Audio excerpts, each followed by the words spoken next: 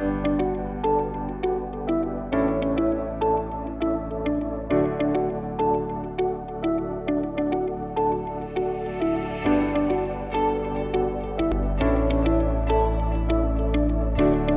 boa tarde. Hoje nós vamos dar continuidade ao nosso assunto sobre intimidade com Deus e a gente vai falar hoje sobre leitura da palavra, sobre o jejum e sobre o servir, que são outros componentes dessa disciplina que nós precisamos ter para ter mais intimidade com Jesus. E a primeira delas que nós vamos estudar é sobre a leitura da palavra.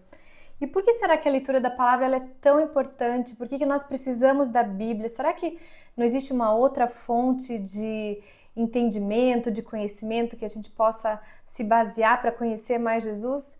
E na verdade não. A palavra de Deus, a Bíblia, a própria Bíblia, ela é a palavra de Deus. Em todo o decorrer da Bíblia, de Gênesis a Apocalipse, nós encontramos por muitas vezes dizendo que a palavra de Deus ela é viva, ela é eficaz, ela penetra nos corações, ela é suficiente, ela é inerrante. Jesus nos deixou as suas palavras como fonte de conhecimento sobre quem Ele é, e de Gênesis a Apocalipse nós encontramos revelações que apontam para Jesus, mostrando o caminho, através de histórias que nos levam a entender a criação e esse relacionamento que o Senhor deseja de nós. Então nós vamos falar sobre a leitura da palavra. Eu quero ler com vocês do Salmo 119, no versículo 105, que diz assim: a tua palavra, ela é lâmpada para os meus pés, ela ilumina os meus caminhos, ela é luz que clareia os meus caminhos. Então, o que a luz faz? A luz, ela mostra, aponta o caminho. Ela dá entendimento daquilo que você não conhece. Quando você entra num ambiente escuro, num quarto escuro, você não consegue ver nada, se você acender uma pequena luz, você vai ter uma visão daquilo que você precisa. Então você tem discernimento, você tem visão, você tem entendimento do que precisa ser visto. A palavra de Deus, ela faz isso com a nossa vida. Quando nós nos apegamos à palavra, nós temos uma visão para onde nós estamos indo, nós temos entendimento e conhecimento. Então a palavra de Deus, ela é suficiente para nós. Nós não precisamos incrementar a palavra de Deus, nós não precisamos mudar a palavra de Deus, nós não precisamos moldar para que ela se ajuste ao que nós precisamos. Ela é suficiente, ela é inerrante, ela é atual, ela se ajusta aos nossos padrões sem que a gente precise fazer movimentos para isso. O objetivo da leitura da palavra de Deus principal é conhecer a Deus, é conhecer o Senhor, compreender o seu caráter e a sua vontade. Ser transformado é o segundo ponto, ou seja, permitir que a palavra confronte e molde o seu coração. A palavra, ela nos lava, ela nos confronta, ela nos revela. Quando nós lemos a Bíblia, lemos trechos da Bíblia, os versículos vêm ao nosso encontro e a gente tem esse movimento de transformação, de ser confrontados com a palavra. O terceiro ponto é receber direção, que é o que uma lanterna, uma luz faz. Quando você está num caminho escuro, você aponta uma lanterna, você tem direção para onde você deve ir. Então, alinhar todas as decisões e caminhos. Muitas vezes a Bíblia, ela é descrita como se fosse um manual de instruções para que a gente viva a vida. E embora essa imagem seja uma imagem muito boa para a gente entender, ela não é só isso, é uma imagem que é incompleta.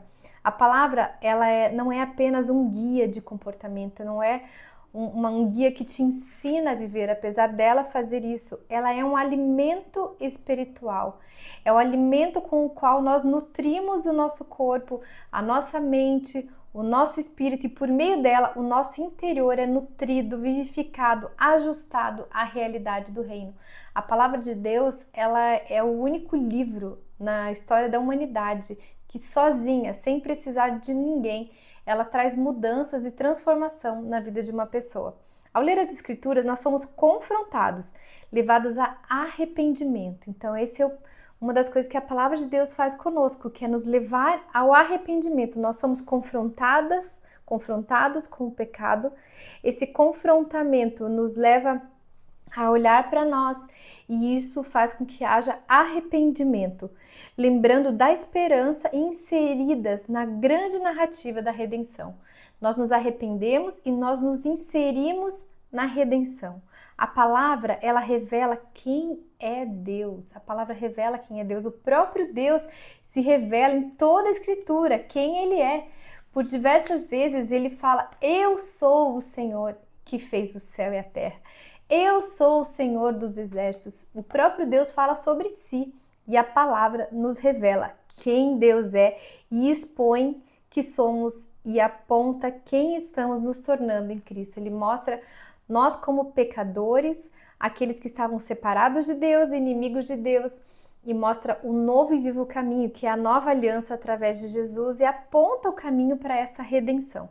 A Escritura não é um texto comum. Nós não podemos pegar a Bíblia, esse livro, e achar que vamos ler como um livro comum. Ela é a palavra de Deus. Então, em Hebreus 4:12 diz assim: porque a palavra de Deus, ela é viva, ela é eficaz, ela é mais penetrante do que uma espada de dois gumes. O que uma espada de dois gumes faz? Ela entra cortando os dois lados. E eu quero ler com vocês. Hebreus 4:12. A palavra de Deus, ela é viva, eficaz, mais afiada do que uma espada com dois gumes, e ela penetra até o ponto de dividir alma e espírito, juntas e medulas, e ela julga os pensamentos e intenção do coração. Olha só o que a palavra de Deus faz. Ela separa, ela põe na mesa, é como se ela colocasse diante de nós como nós estamos, e ela julga o nosso pensamento e a intenção do coração. Ela alcança o interior do ser humano e ela discerne as intenções e promove essa transformação que ultrapassa o nível do comportamento humano. Guardar a palavra no coração torna-se então um ato de preservação espiritual. Quando nós guardamos a palavra no coração, nós memorizamos os versículos bíblicos, ou nós ficamos ruminando a palavra de Deus, que é isso que nós precisamos fazer, ler um versículo e ruminar a palavra de Deus. Ela gera essa mudança e a preservação do ser humano, porque nós fomos criados à imagem e semelhança de Deus. O que nós somos hoje é uma forma humana que foi desestruturada, que foi deformada, mas a nossa forma original é semelhante ao Criador. E o que a palavra de Deus faz é nos tornar semelhantes novamente àquele que nos criou. Então, guardar a palavra no coração torna-se então um ato de preservação espiritual. Em Salmos 119:11 diz: guardei no coração a tua palavra para não pecar contra ti. Então a gente está nessa busca, sempre falar, pequei de novo, errei de novo. A palavra guardada no coração, ela te leva a não pecar com tanta frequência, porque você antes era escravo do pecado. No entanto, agora você foi liberto. O pecado, ele ainda está batendo a porta, procurando nos levar a desobedecer ao Senhor, mas a palavra nos alimentando, nos limpando, nos lavando, ela nos impede de pecar novamente. E então, ler a Bíblia é também reconhecer que a sua história encontra eco na nossa. A história da criação, a história dos antepassados, a história de Jesus, ela encontra um eco no nosso coração. Ler a Bíblia é reconhecer a sua história. Quedas, redenção, promessas, restauração, o que Deus realizou ao longo da história continua formando o seu povo hoje. Nós fazemos parte da história. Nós fomos enxertados na família real, na família de Deus. Então a história da Bíblia é a nossa própria história. Por isso, além da leitura pessoal, recursos como Bíblia de estudo, panoramas bíblicos, ambientes de ensino podem ampliar a compreensão e aprofundar e experimentar a palavra de Deus. No entanto, a palavra de Deus, ela é a nossa fonte principal de conhecimento.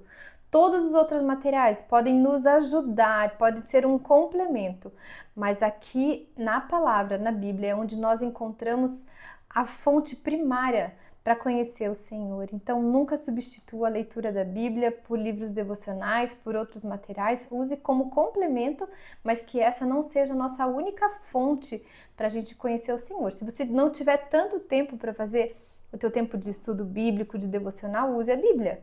Agora, se você tem tempo sobrando, você pode usar a Bíblia, acrescentar um livro de referências bíblicas, um livro de devocional, mas primariamente nós precisamos buscar a palavra de Deus. Eu quero ler com vocês alguns pontos importantes sobre o que é a palavra. São alguns pontos que nos fazem refletir a importância, são 10 pontos. A primeira é que a palavra, ela guia a vida. A palavra de Deus nos dá orientação. E eu gosto muito de falar que a palavra de Deus tem resposta para todas as nossas questões. Todas as nossas questões. Até mesmo naquelas questões que fala que algumas coisas estão escondidas do homem, que pertencem ao Senhor, mas temos resposta para tudo.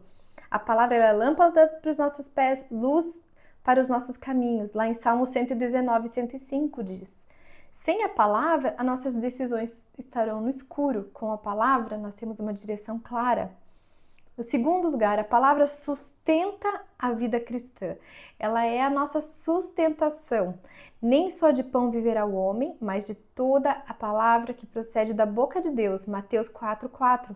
Então, a leitura bíblica não é uma opção. É alimento espiritual para todos os dias. Você não come todos os dias? Então, nós precisamos comer a palavra todos os dias. Terceiro lugar, a palavra transforma a nossa mente. Se você tem uma mente perturbada, preocupada, está sempre pensando muito, a palavra de Deus ela faz essa mudança no seu pensamento. Em Romanos 12:2 diz que não se amolde ao padrão do mundo, não pegue o formato desse mundo, mas transforme-se pela renovação da sua mente. Esse é o nosso papel. Então a transformação acontece por uma renovação. Você tira o pensamento da carne, tira o velho pensamento e você coloca agora o quê? A mente de Cristo na sua mente. Como que você vai conhecer a mente de Cristo? Sabendo como Cristo agia, como Cristo pensava. A renovação vem pelo contato constante com a verdade. E qual é a verdade? A verdade é a palavra de Deus. A palavra revela quem Deus é. Em Oséias 4:6 diz que o meu povo foi destruído por falta de conhecimento. Muitos povos na antiguidade foram destruídos porque esqueceram de ler a palavra de Deus, esqueceram os manuscritos que Deus havia deixado para o povo. Então, ignorar a palavra não é neutro. Na verdade, você está jogando a favor do time oposto. Gera uma consequência espiritual. Em 5, a palavra ensina, corrige, treina. Em 2 Timóteo 3:16, 17 diz: toda a escritura, toda, ela é inspirada por Deus e útil para ensinar, para repreender, para corrigir, para instruir na palavra, instruir na justiça. A Bíblia forma o caráter. Não é só inspiração, mas é direção prática. Em sexto lugar, a palavra nos purifica. Olha só, João 15:3. Vocês já estão limpos pela palavra que lhes tenho falado. Jesus estava falando para os discípulos, vocês já foram limpos porque vocês estão o tempo todo ouvindo as minhas palavras. Então a palavra tem um efeito interno, ela nos lava e ela alinha pensamentos e intenção do coração. Em sétimo lugar, a palavra protege contra o pecado. Guardei no coração a tua palavra para não pecar contra ti. Salmo 119:11. Quem não se enche da palavra cai mais facilmente. Não é emocional, não é fraqueza, é estrutural. Quando você tem a palavra, você está estruturado, é aquela planta que tem raízes profundas. Em oitavo lugar, a palavra deve habitar continuamente. Em Colossenses 3:16 diz: habite ricamente em vocês a palavra de Cristo. Não é contato ocasional. Você não pode abrir ocasionalmente a Bíblia e esperar uma resposta para você. É uma permanência. Você permanece lendo, conhecendo a palavra de Deus. E não basta ouvir, precisa praticar. Sejam praticantes da palavra e não apenas ouvintes. Em Tiago 1:22. Ou seja, você vai ler a palavra, ela vai te lavar, ela vai te confrontar, ela vai transformar você e então você vai se tornar um praticante da palavra de Deus. O conhecimento sem prática gera engano e a leitura gera ação. Você vai entender o que precisa ser feito. Em último lugar, a meditação correta é na palavra. O mundo sempre vai dizer para você esvaziar a sua mente. mas nós dizemos medite na palavra, porque a palavra de Deus diz assim. Lá em Josué 1:8 diz: não deixe de falar as palavras desse livro da lei e de meditar nelas de dia e de noite. Josué 1:8. Meditação bíblica não é esvaziar, é ocupar a mente com a verdade. E aqui nós encerramos sobre a leitura bíblica. O nosso próximo ponto é sobre o jejum. O jejum, ele é um modo de vida, ele é um estilo de vida. Nós vamos falar hoje uma pincelada sobre o jejum, mas ele é um tema importantíssimo que nós precisamos nos ater, mas precisamos entender que o jejum, ele é um estilo de vida.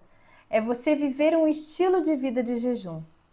Mateus 6:16, 18 diz assim: quando jejuarem, ao jejuar, arrume o seu cabelo, lave o seu rosto, não pareça que para os outros que você está jejuando, mas apenas ao seu Pai que vem em secreto, e o seu Pai que vem em secreto o recompensará. Mateus 6:16, 18. Quais são os objetivos do jejum? Por que a gente faz jejum? Será que é para passar fome? Será que é para dieta, para emagrecer, para saúde? É óbvio que o jejum vai gerar tudo isso na gente, porque Deus faz tudo perfeito.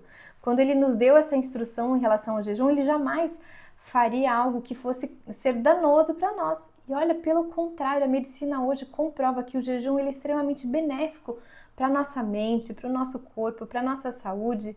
Mas o nosso foco aqui é conexão com Deus.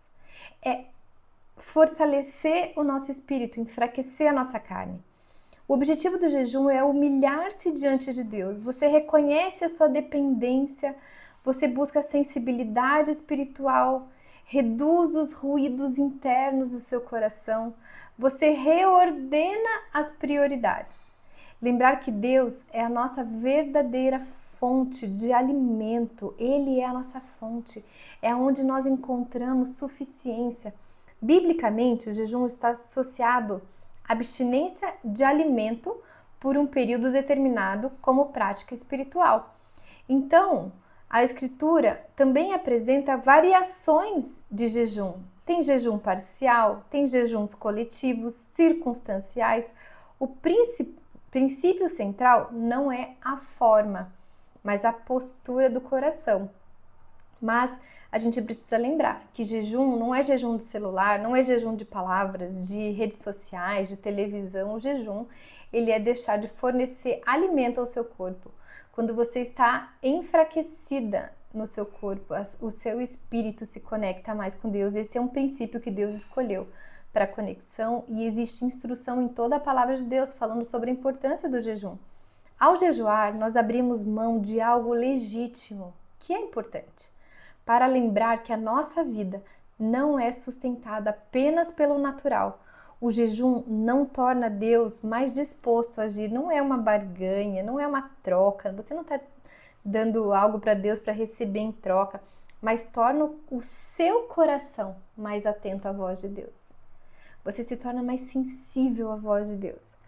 Ele não é uma ferramenta de manipulação espiritual, nem de barganha, nós já falamos isso, mas é um ato voluntário de dependência e de consagração a Deus.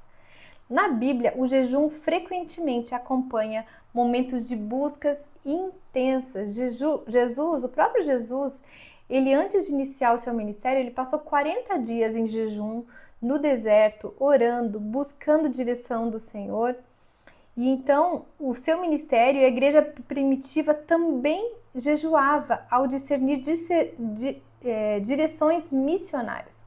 O jejum, portanto, não cria espiritualidade, a pessoa não cria uma espiritualidade, mas ela aprofunda a sua disponibilidade.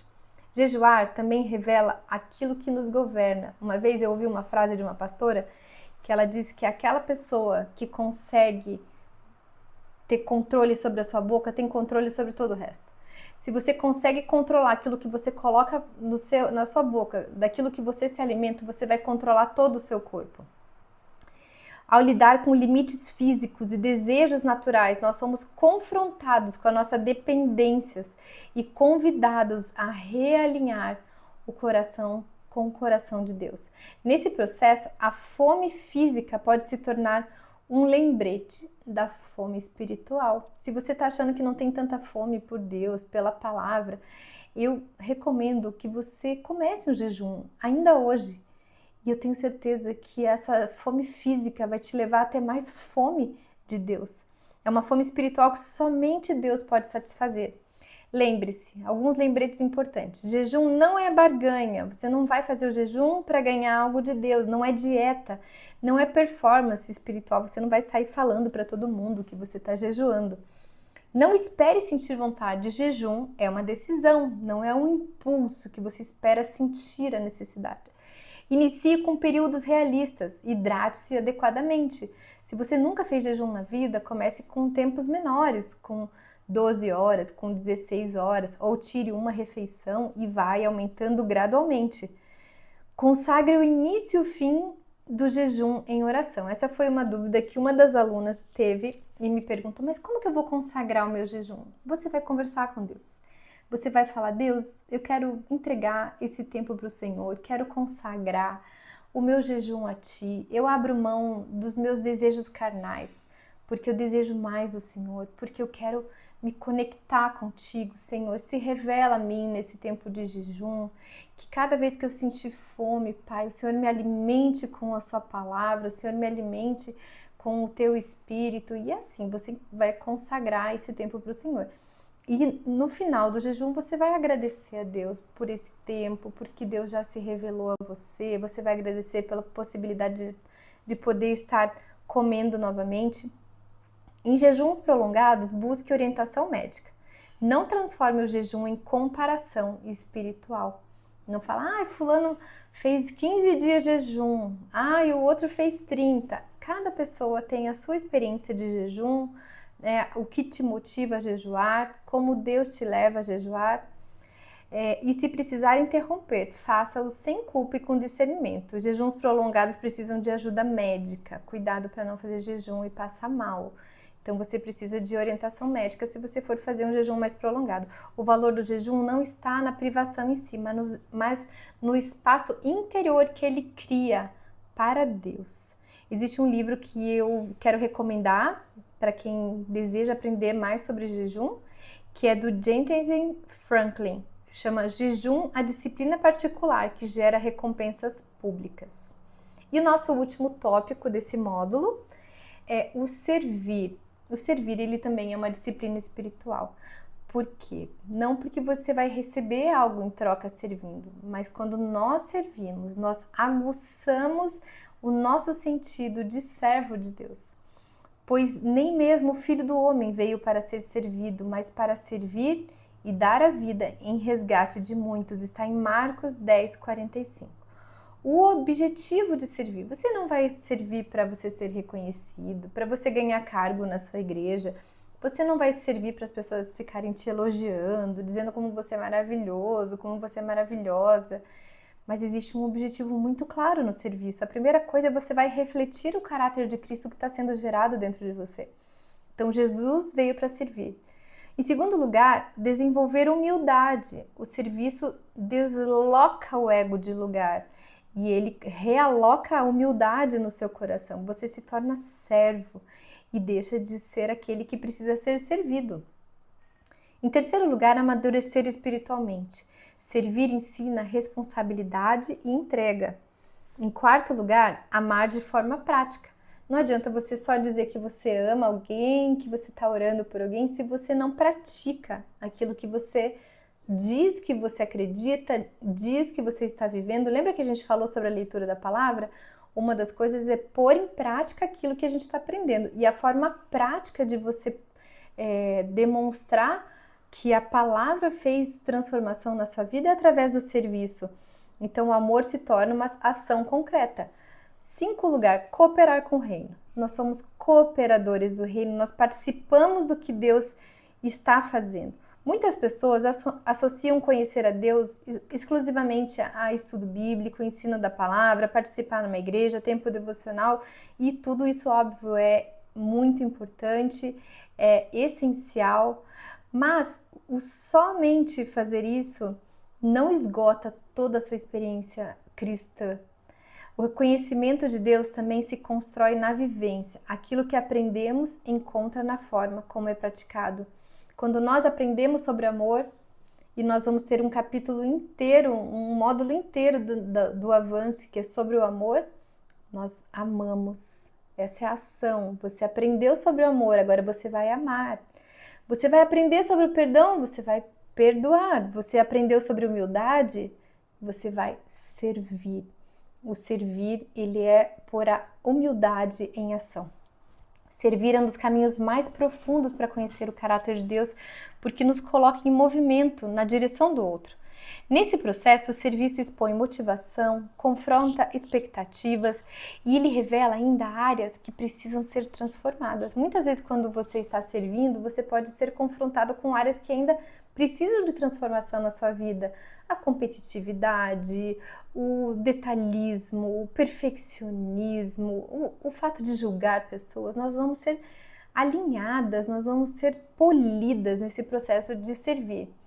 Ao servir, deixamos de ocupar o centro e nos tornamos instrumento.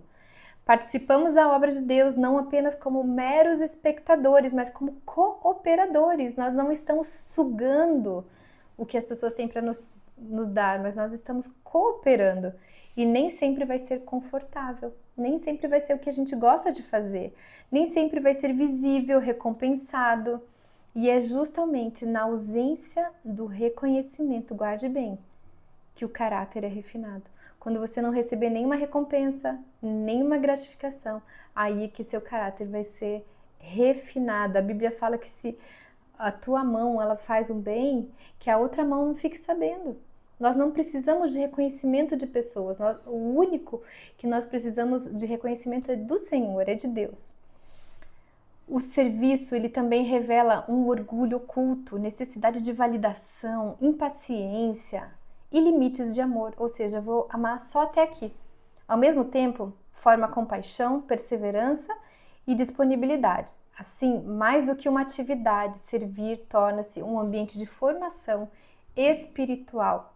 Servir também expressa a realidade do corpo de Cristo, onde cada membro contribui para o fortalecimento de todo o corpo. Todos nós temos um papel para fortalecimento desse corpo, nós temos responsabilidades para que esse corpo se forme. Não se trata apenas de fazer algo por Deus, mas de representar Deus diante das pessoas. Você não está apenas fazendo algo para Deus, você está sendo uma representação de Deus aqui na terra, você está sendo a mão de Cristo aqui na terra, está sendo os olhos de Cristo, os braços de Cristo aqui na terra, os pés de Cristo, você está representando Cristo, você está representando Deus aqui na terra. Então, conhecer a Deus não é somente ouvir sobre Ele, é viver da maneira que a sua presença se torne visível através de nós. E nós aqui encerramos essa aula sobre intimidade com Deus. Não perca a nossa próxima aula, que vai ser incrível. Nós estamos avançando e o próximo módulo ele vai falar sobre a transformação que acontece no nosso interior. Até mais!